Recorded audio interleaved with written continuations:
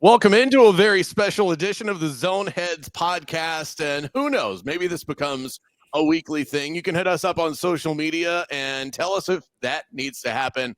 Find me at Brandon Kravitz. I am your host today and joined by the one and only, the hottest free agent in the game, Zac Blobner. At Zac on the mic is how you can find him on social. Zac, I feel honored, I believe, and I could really burst my bubble here if I'm wrong, that this is the first bit of media that you have done since iHeartMedia gave you the old pink slip. Would I be right about that? Yeah, it's the first it's the first. I did a hit with my guy Jay Retcher. He's obviously launched his own I did situation see there. that. So Jay's kind of got a lot going on, and credit to him. He's still very much going to all the games and stuff for the Lightning, going to the Bucs. So, he wanted to kind of get he didn't want to miss a beat, and I respect that. Jumped on with Locked On Rays. Obviously, a lot going on with the stadium situation. We're going to talk about that today here in Tampa Bay.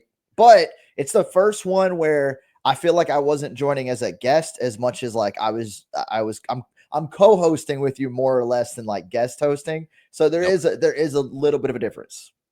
Because you, within this episode and what I'm hoping will be future episodes, will be taking ownership of this.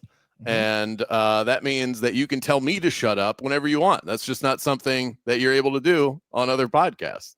So we're going to get into it. I've got 3 topics I want to get to on the Orlando side. Zac's going to hit me with 3 on the Tampa side, and we're going to cover the entire I-4 corridor within this 30-minute block that we've got you for. Go ahead and hit subscribe and download each episode that you listen to. It goes a long way in terms of stat tracking and the overall growth of this podcast channel. But I'll give you a second. You can totally dismiss this. You can block it like Dikembe Mutombo. May he rest in peace. But is there any sort of piece that you want to say as far as your standing of where you're at in media, your thought process?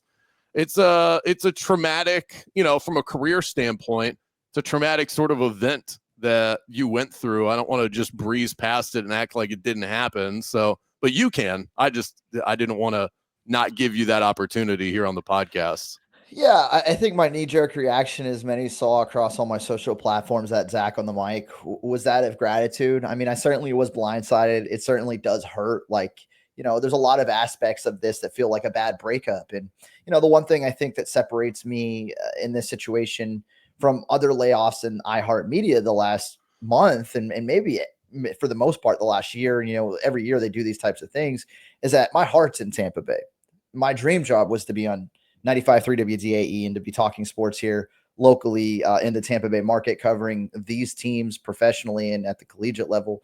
Obviously, I grew up around here. So, I think there's an aspect of it that's a little bit more personal to me than maybe anybody else. Again, not even then that's just been laid off here in Tampa Bay, but at any point in any market, it's different to lose a job. It's another thing to lose a job in a place where you love and you've always wanted to be and your background's there. So there's a little bit more. It's nuanced and complex, I think, compared to maybe some of the other folks that are going through it. But that being said, I'm just more so appreciative than anything else. I learned a lot. I did a lot. I certainly got to experience a lot. So, with the company the last 10 years and here in Tampa Bay, specifically the last 6.5, like, I don't regret any of it. There's nothing I could have done differently. There's nothing I could have done that would have changed this situation. Like, it's just an unfortunate part in reality of our industry. And unfortunately, it's not just iHeartMedia. It's not just Tampa Bay. Brandon, we talk about it. We see it all over the country all year, every year. It's a tough business to get into. It's a tougher business to climb the ladder in. And it's an even tougher business than that to stay in. So that's probably the toughest part. So be with all that in mind and, kind of having, again, it's like a bad breakup. That's what I keep telling people. Like, you got to for me personally, I got to take some time. I got to get my head right and just kind of see where my passions lie and how I want to kind of parlay those. And obviously we've all got things outside of our love of sports. I was able to do it as a career the last decade, but I got a family, I got a house, I got other things on my mind that I'm trying to make sure I'm taking care of as well, beyond just the things that I love, and the things that I love are sports related. So this kind of gives me an avenue, and obviously I got nothing but love for you. And all the people here, not just in Tampa Bay, but down the I-4 corridor. You know, I've been on with you a ton. We've done a lot with the two iHeart stations in both Orlando and Tampa. I got my Zone Heads can in the background. I'm repping. It's coming back out, by the way. Zoneheads 35, the black label, is coming back out December 20th at the Hourglass Brewing District location on Curry Ford Road. So, Zach, since you got a lot of free time these days, maybe you come on over to the Zoneheads Christmas party. It's the best beer I've ever tasted. Obviously, I would say that even if I didn't like it, just because it's got our logo and our label on it, but I genuinely feel that way. This is how much I love it. Ready? I don't have that can that you're talking about. Why? Because I drank it. Okay. I had a beer made for me and my listeners, our listeners, and I drank it, the last one, even though it would be a lifetime bit of memorabilia for me. That's how much I like that beer. But back to you. I was pissed off when you got fired. It's the most I've personally been affected by anybody being laid off in the company. You and I have done the Fantasy Fix together for 7 years now. You know, I felt like that meant something, to the company. I know it meant something to us as on-air partners, and very proud of the product that we had built cross markets and everything that iHeart would ever want. Is let's have this cross-section ability, the ability to simulcast a product. It was good. On top of it, we had have a following still. I'm still trying to keep that thing trucking along, but it every time I pop the mic at 10 a.m. on Sunday, there's like a little piece of me that dies because it's like, hey, it's me. And you get the first text every week. The last couple of weeks have been, hey, we love Zach. Tell him that we miss him. And just know that, and it's something I think about every week, and the listeners are thinking about it too. I appreciate that. Yeah. I mean, and the response has been overwhelming from folks, and, and the one thing that I keep going back to is like, whether I'm on with you or I'm just tweeting out things randomly on social, or I'm having in-person conversations around town, is support local. Like I would say now more than ever after being let go, I want people to go listen to our, stations, whether it be, with you or anybody else at 96.9 The Game in Orlando. If you're in Tampa Bay and you're clicking through and you want to check out DAE, like, still love my guys in the morning and in the afternoon, like, check that out. Check out the Fantasy Fix wherever you are. And the bitterness and the parts that hurt, like, aren't because of those folks. And, the people that make that decision that I could hold a grudge with, they're so much higher up. Like, they don't even know my name. The people that fired me don't even know my name. And I think that is, it would be part of the, I've already sort of reconciled with this because I'm like preparing myself mentally for the day to happen. So I feel like I've already gone through the process without having to have actually experienced it. And you can't take it personally, because it's not personal. The people who did it don't know you. So it's the gift and the curse of the whole situation is that it's unfair. People ask me all the time, well, are you scared now? I'm like, scared of what?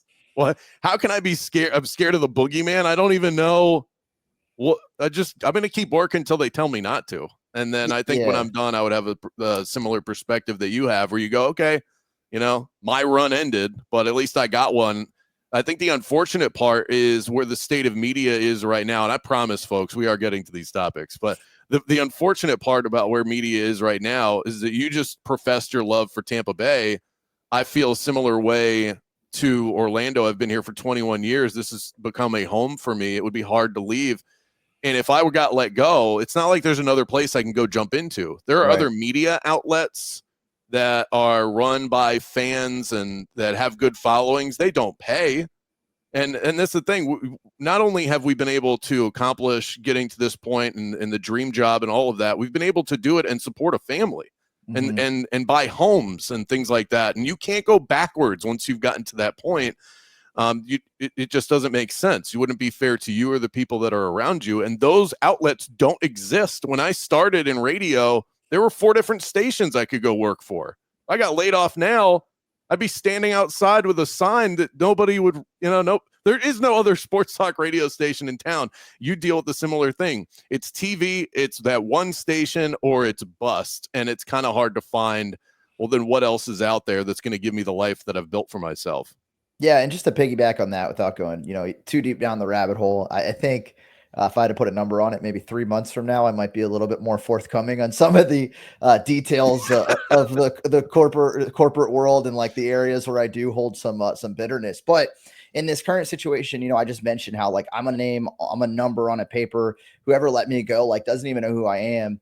Those same people, they don't care about you listening to this podcast right now. They might care about the collective. They certainly want, the bulk of Tampa Bay to be tuned into the product because that's how it's sold. That's how they make revenue. That's how it's all generated. But on an individual level, they just don't care because it's all numbers. And if they did care, and I'm not saying that at a bitterness, but if they did care, they wouldn't be minimizing local and they're condensing and they're getting rid of. And to Brandon, you just said this to your point, like it's not going to grow back. Like they're chopping off limbs. So it would have been one thing if my show was replaced, but to be outright deleted essentially from the lineup Monday through Friday here in Tampa Bay. And then obviously our situation on Sundays is a little bit more unique, but even that was in multiple markets. They were just lucky that you're still around to carry it and you're doing a great job at it. Thank you. But my point is like, if they really cared on a local level about you, the listener, about you, the audience, they wouldn't be getting rid of folks. And if you go read, and I know none of you have, and I certainly wouldn't if I wasn't, the person caught up in the mayhem of it all. But if you go look at some of the comments being made from the folks at the top, at least within iHeart, about, the why and the how, it doesn't match what they're saying you want as a consumer and a listener. Does not match on a local level what you're screaming for and what you actually want, which is more local. They're saying, the opposite. They're saying, well, we know our listeners don't want more local. They want the best talent, and the best talent's national. That's not the truth. And if you talk to 1,000 people in Tampa Bay and ask them, sports fans, they'd agree that, they'd rather hear local. If you ask 1,000 in Orlando, it'd be the same. And go to any market, they want to hear about what's going on, again, on a community level with their teams, with their squads. And instead, you're just going to get more and more Cowboys, more and more Yankees, more and more Lakers. It's going to be the same playbook over and over again. And it's really a disservice to the audience. And, although I was caught up in the collateral of that all, as a sports fan, it saddens me quite a bit. And that's why, there are areas for us to do what we're doing right here. And we're going to talk sports here in a minute. But any of this, in any market is existing. So I don't just encourage you to support your local traditional radio and TV and things of that nature, print, even newspapers, but also buy into the content creators, both literally and figuratively, whether that's us or somebody else.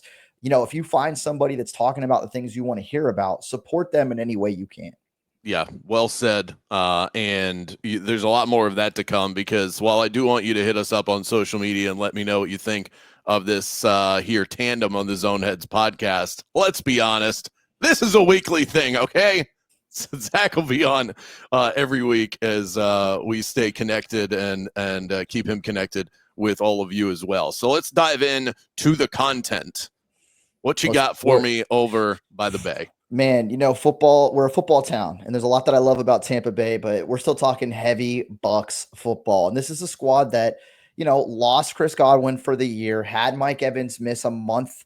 He's back. They're off the bye week. They're off the schneid. They'd lost a few games there in a row against quality opponents, by the way, and at the wire for the most part, by the way. But the Bucs come out of their rest week, get a win, beat the crap out of an awful Giants team, and their schedule is the softest in the National Football League the rest of the way. Brandon, they've got Carolina twice.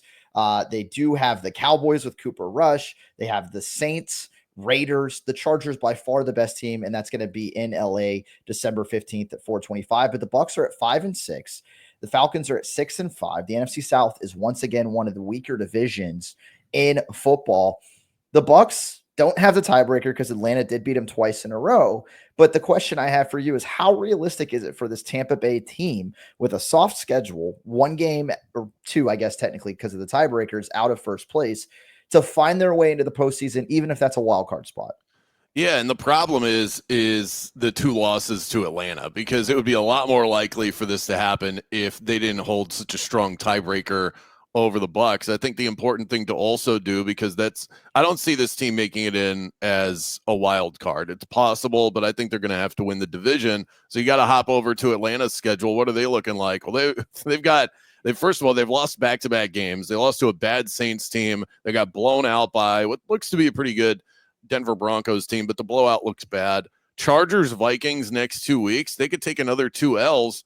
And with the schedule you just laid out for the Bucs, it's tough to do this in the NFL. I think we do get caught up in trying to schedule match a little too much. But at this point in the season, we kind of have it figured out who's beatable and who is less than beatable. Atlanta's going to have a hard time unless they shock us, because they still have Washington on the schedule too. I think there's a good chance, and I'll be honest, a little bit of an ego waffle over here, because I wrote off the Bucs weeks ago. Once they started losing and they lost, I think more importantly than the actual results itself or the pieces that they lost, I kind of just threw my hands up and said, well, what can you really do? If Jalen McMillan and Sterling Shepard are your best wide receivers, I'm sorry, that it's just not going to get the job done. And this isn't a Bucs defense that we've seen in the past.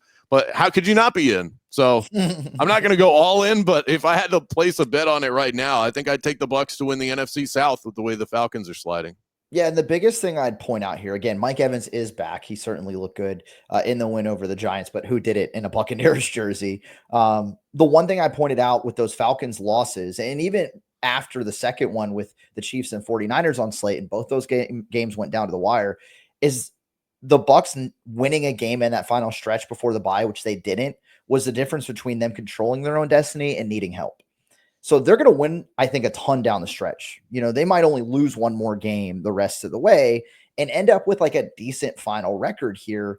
The problem is they need somebody in front of them to falter. And that's always a scary position to be in.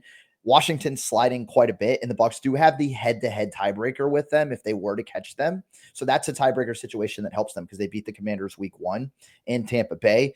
Arizona, I mean, they're up and down. Like, I don't think anybody's buying a ton of stock in the Cardinals right now. They look really good some weeks. They look awful others.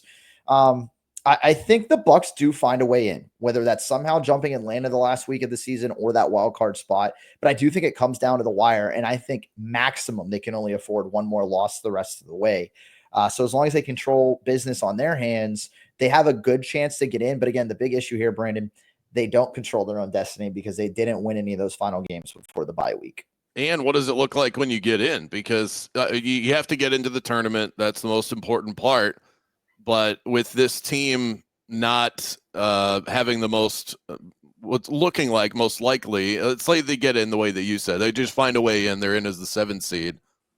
Well, I mean, short-lived in the playoffs. You're probably not taking down Detroit or Philly in round They did 1. that. They did that twice already, though. They already beat. I understand it's different. It'd be on the road. It'd be a playoff game. Like, those teams are better than they were. I mean, Philly's better than they were a year ago. I don't disagree, but like, let's not forget the Bucs have experience in the postseason last year where they beat Philly and then they barely lost to Detroit at the end up in the Motor City with Eminem like rapping mid. Like, they had everything against them. Like, what do you want? But, the Bucs, a lot of teams have not played Detroit well. The Bucs have played Detroit well over the last year. Not a lot of teams can say that. And the Bucs beat Detroit and Philly this year. That's one of the reasons to feel really good about Tampa.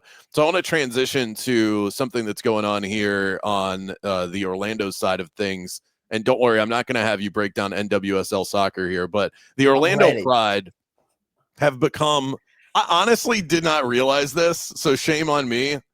I think I would have pieced it together eventually, and maybe it's because I have the week off from my live show, but they are Orlando's first legitimate pro sports championship ever in this town.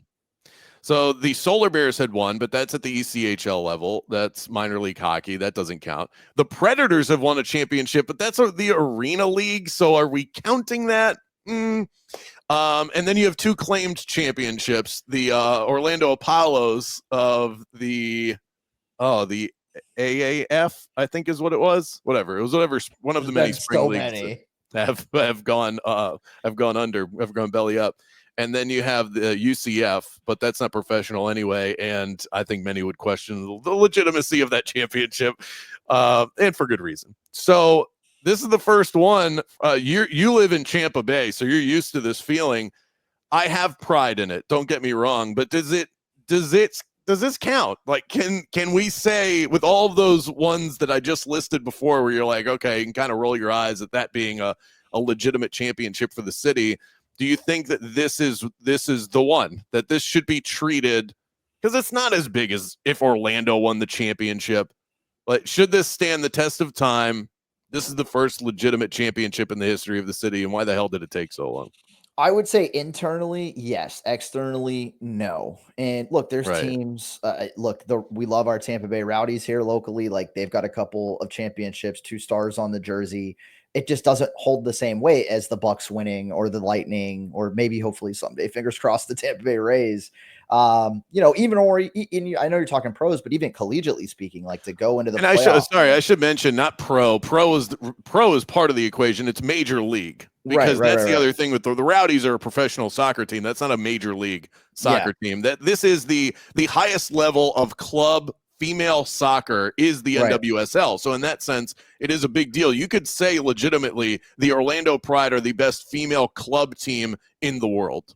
Yeah, and again, I think to that point, like they should be celebrated. I think, look, no offense, Orlando threw a fake parade for a fake championship for their college football team. You just I was on the stage of that parade, not fake. The stage was real. The mic was real. The vibes were high. That's fine. But my point is if you're going to go all out for something like that, you got to do it similarly for a championship that's at least recognized outside of Orlando. There was a parade of sorts yesterday. I heard the turnout was okay, but I mean, it's on a Monday and it's for a team that frankly, the attendance isn't there. And I think until this league gets their version of Caitlin Clark that gets everybody all excited, it's going to be what. And this is not dogging female athletics. I'm all for pro women's sports.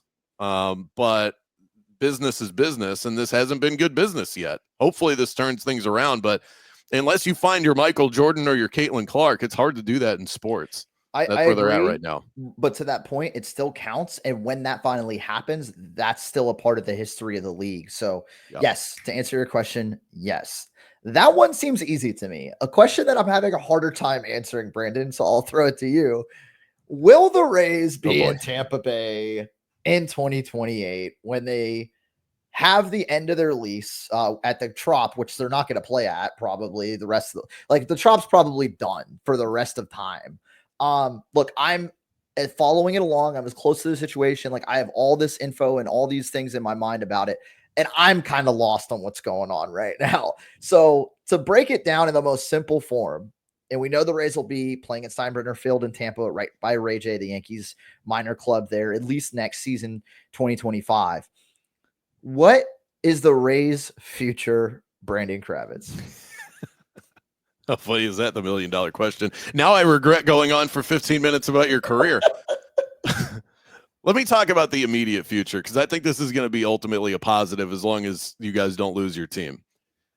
George Steinbrenner Field holds roughly 11,000 fans. I think it gets to 16. They're closer to 16. Yeah. 11 to 16. The biggest minor league park in Florida. And I've never been there, but just looking at the pictures online when I was talking about this on my show the other day, it looks like a nice place to catch a game, right? It is. It's nice. Baseball is meant to be played outdoors. I totally understand why in Florida you want to put a dome on your baseball stadium. I have been to enough games that got rained out when I lived in South Florida and would attend Marlins games. I understand completely. Still, the fact holds, baseball is meant to be played outdoors. The vibe as a fan is tenfold better.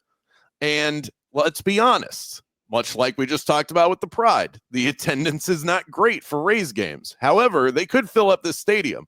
So let's do a quick vibe check for this season. Outdoors, major check.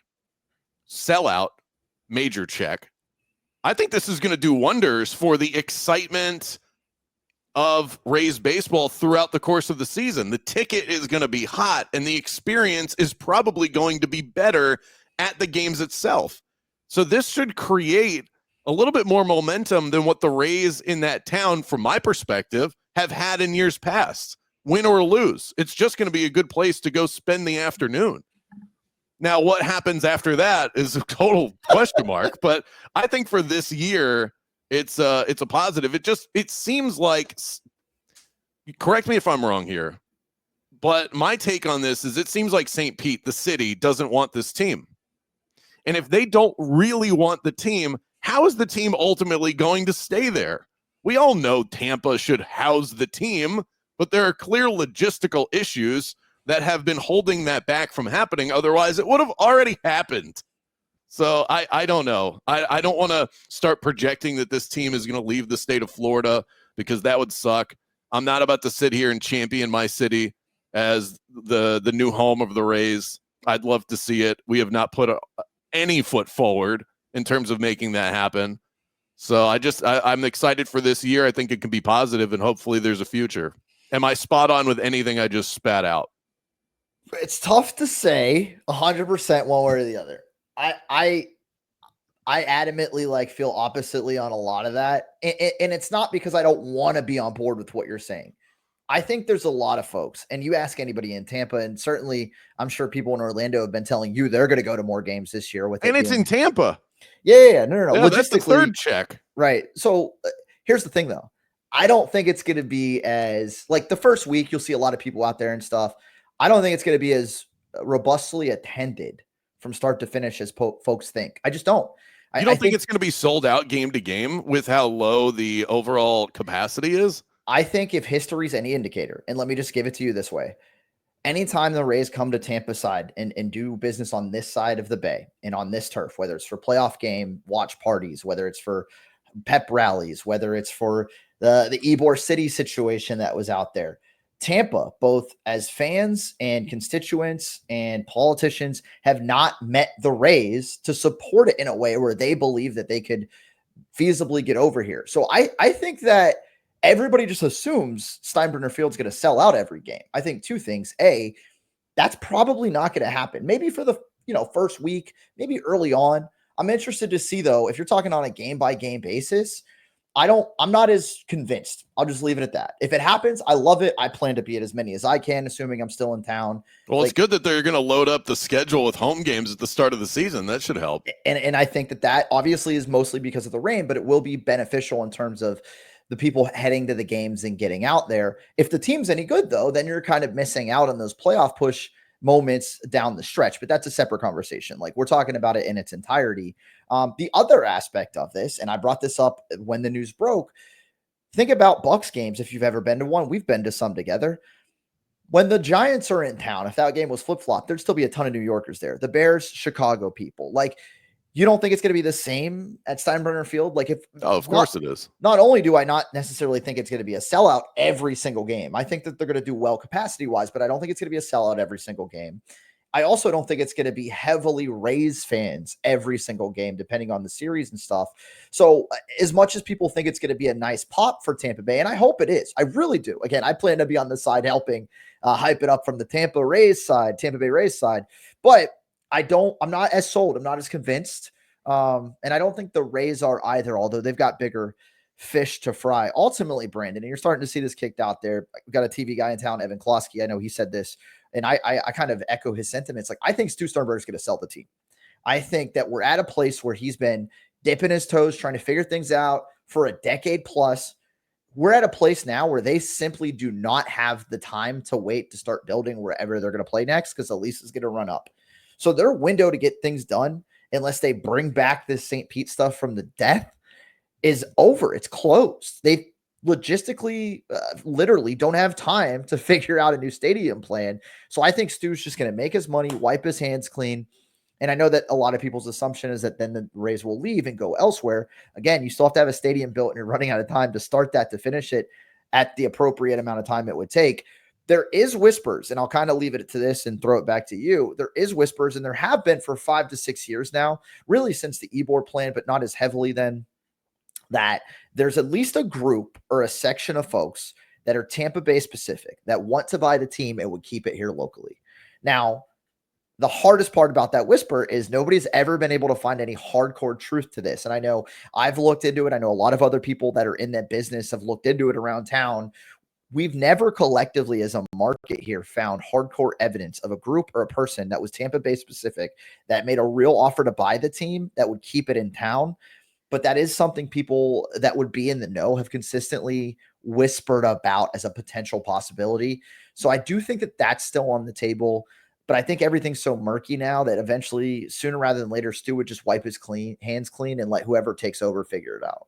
Okay, so if you had to lay a line on it, like you were an odds maker for Hard Rock Bet, what would be the line for Tampa stays, Tampa leaves? Oh man. 2027. So the Rays are still playing in Tampa Bay. Lease is Yep. up in 2027. So 2028 would be the first season they have to play elsewhere. Gotcha. And the Trop's unplayable right now. So it's not even like they can extend that agreement for a year or two to help out the franchise and make some more money. If I was an odds maker to stay in Tampa, I know Major League Baseball wants him here. I still think it's more likely they find a way to stick around in Tampa Bay and are playing here in 2028 than not. But I think it's a razor thin line now. I was so much more confident about that 5 years ago, 5 months ago, 5 weeks ago than I am today.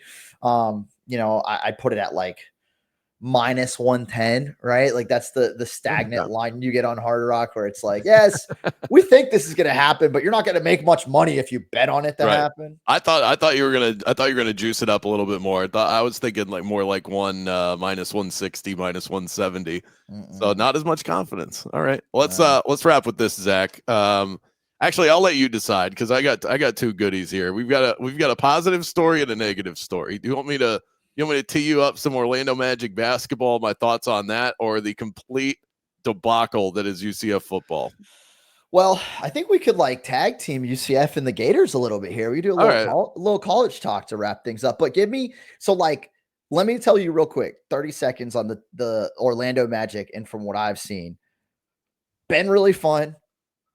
Been better out the gate. Like they seem like they picked up where they left off last year before they went cold in the playoffs. Yeah. In the best way possible. If they can just kind of weather the storm with some injuries here. Like I feel better about the Magic's ability to make a deeper run this year now than I did at the start of the season.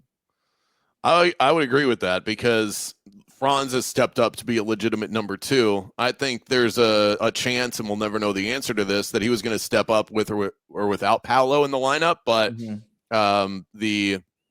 the easy take is that Franz has stepped up because Paolo is out. We go connect the dots, point A to point B. Franz has become the star. Then Paolo comes back, and now you have co-stars rather than a Batman and a Robin. And in today's NBA, and for pretty much my whole life, you have to have that sort of tandem if you want to win a championship. And it feels like that has been awoken. And the team has a load of depth too. They've won 9 of their last 10. I will say for the naysayers out there, you got a little bit of content. It seems like every night the Magic play, there's a key piece missing from the opposition, and they've been able to benefit a little bit from that. But they've also been blowing teams out, so take that for what it's worth. The UCF side of things, the season is effectively over. This team is not going to be bowl eligible. Gus Malzahn went through 4 different quarterbacks en route to this disaster of a season. And like you do with any coach that's having this bad of a year, you look at the buyout. The buyout guarantees 75% of his remaining compensation. That is over $13 million. That's a lot of money in any season. It's a lot more money when you have to deal with paying players, because now that's not just money that's coming out of the pockets of a booster. That's money that's coming out of the pockets of players that you need on your field so that whatever coach you bring in can be successful. It makes it a lot harder to fire coaches. It's the reason why your Florida Gators, I thought weeks ago, you can't fire Billy Napier. You got to keep that money for the recruits that are coming in and just hope it works with Billy.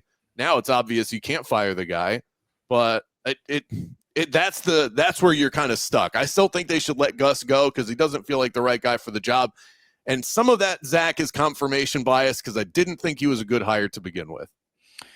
Yeah, and I'll say just from where I stood, I loved you guys bringing in Gus Malzahn. I thought it was a good hire. I thought you were saying that like, good, now I can watch this. I can watch this cocky fan base shut up. No, I legitimately thought it was a good hire. I was like, the Gus bus is legit. This is a guy who brings in some clout, gives you guys in Orlando some, I think credibility after already building it up with success the few years prior. The last thing you want to do if you're a program such as UCF, and again, they've already made being able to jump into a different conference, a bigger conference, has already benefited them. That was the biggest pop they got out of that era with obviously Scott Frost and all that winning. But I think to eventually get to Gus Malzahn, that was speaking to the credit that nationally people were giving UCF, that you got a legitimate head coach to come aboard there. Now, I agree it's not working out. Clearly, things are going in the wrong direction, and he seems like he doesn't have things situated. But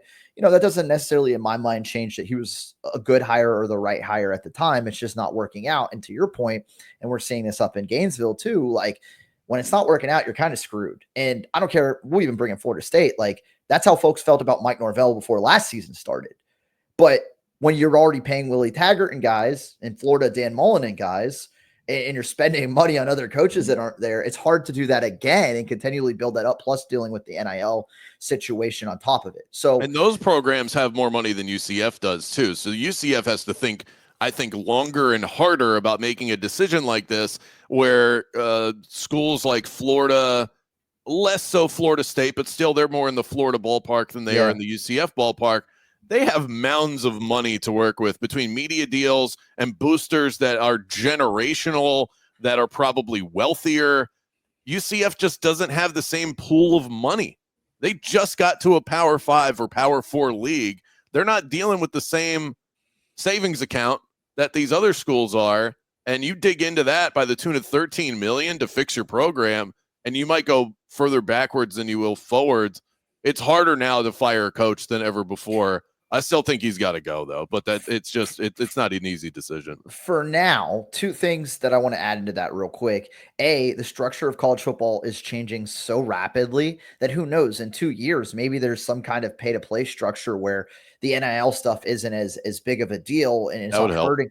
Well, then you could get out of coach deals quicker and easier, similar to what they do in the NFL, right? Like, I think that's where we're heading, but is that a year or two away or is that a decade away? I can't answer that question. The other aspect of it, and I brought this up a lot with coaches like James Franklin, who's in a different situation, with a 12-team playoff, the bar has been lowered in terms of what you have to do to quote unquote reach success. So, obviously it didn't benefit Norvell last year, but to use him as an example again, if he has that season last year, this year, they're in the college football playoff, even if it's with a third string quarterback, and everybody will forever be able to say, well, they did make the playoff the last year or the year before.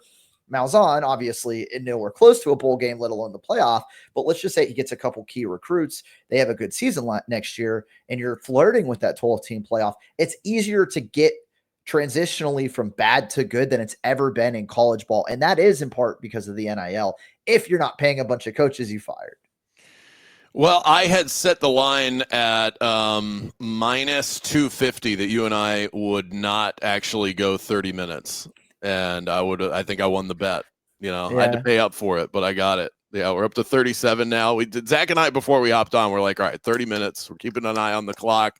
Let's be mindful of the time. And it's great to catch up with you. Likewise, and we're going to do it every single week if you don't get scooped up by some major media conglomerate again, which I think is only a matter of time, by the way. But until then, I'm happy to have you on the podcast. I'm happy to do the podcast with you to keep this channel alive for the people that have subscribed. And I've been searching for a way to present unique content, stuff that I'm not just doing on my show and regurgitating the same thing with a different flavor, and to have the ability to chat with you every week is going to be awesome. But I'm glad that we're doing this.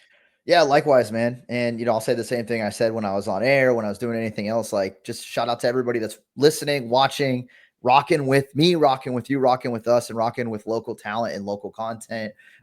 Nothing but love and just so much appreciation for those of you that are tuned in any capacity. And obviously, Brandon, I don't have to go down the laundry list of reasons why I appreciate you, brother, but it is a long one. Well, ditto. At Brandon Kravitz, at Zach on the mic. We'll be back at it with more content, just like what you heard on this one, coming up next week. Download, rate, review, subscribe. We appreciate it. It goes a long way, and we will chat soon, Zoneheads.